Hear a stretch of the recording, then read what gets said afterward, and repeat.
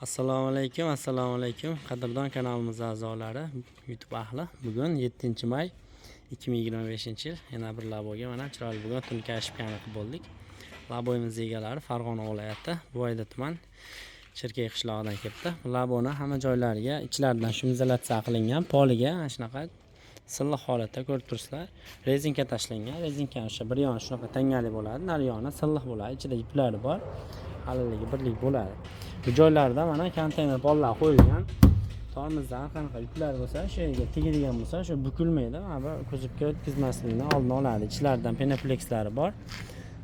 Sidinani ichki tomonga issiq sovuqni o'tkazmaslik uchun ham qilinadi. Tunikani ham tirab turiladi. Bu joylari mana 1,5 sm qo'lda ichkariga bukilgan bo'ladi.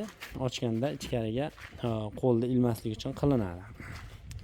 Alohida yoniga mana shu laboga qo'yganmiz. Shunaqa sondiqlari ham bor. Mana bu yerga turadi.